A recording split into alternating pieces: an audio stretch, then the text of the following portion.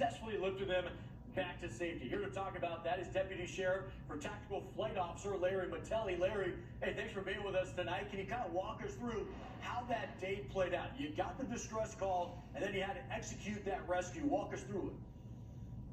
Yeah, well, thanks for having me, Steve. So, yeah, we got the call at about just before 4 p.m. on Saturday, August 2nd. The Marin County Sheriff's Office requested us to assist with a technical rescue in the area of Elephant Rock near McClure's Beach. So we responded out there. We found the hikers. The tide was coming in. I believe high tide at that day was at around 6 o'clock was going to be high tide. So we landed nearby, set up the 100-foot long line, and then our pilot, Ian Richards, flew me in. So I attached the bottom of the line. That's what you're seeing right there. And flew me in. We put both of the hikers into hot seat rescue devices and flew them to the Marin County Fire Department personnel nearby. Larry, can you talk about that, the tides, right? You were just saying, hey, they were coming in. How did that impact the rescue? Did it change it? You guys decided a different approach?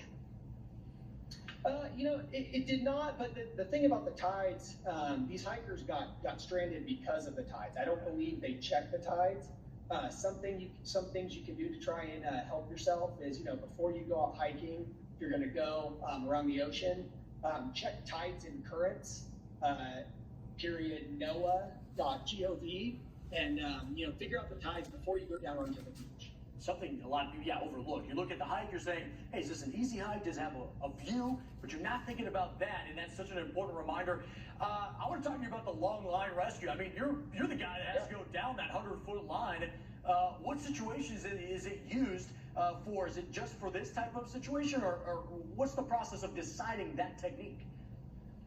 Yeah, so it's something that here at the Sonoma County Sheriff's Office we've done for a very long time. It is kind of unique as far as rescue helicopters go. We don't have a hoist, so basically it's a 100-foot or 200-foot static rope, and we'll do it anywhere. So, if there's hikers in the woods, we've done cliff rescues. In fact, about a year ago, I was on your program for a cliff rescue we did down by the Golden Gate Bridge of a hiker that had fallen.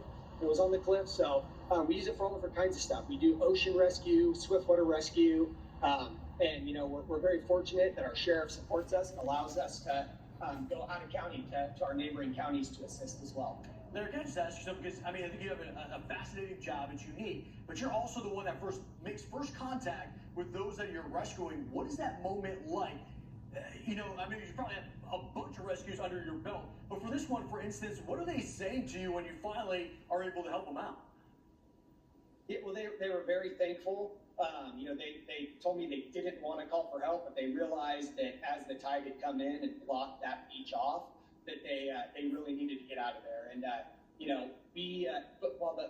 the female involved, she was very scared. She was scared of heights, so you can see in the video as we're lifting her out, I kind of tap her on the back and pat her and just let her know, hey, it's going to be okay. Like, you're going to be on the land in just a minute or two, and you guys will be fine. So it's just incredible what you do. Deputy Sheriff Tactical Flight Officer Larry Mattelli, thank you for joining us and sharing your story, of course, with this rescue here on Fox Weather.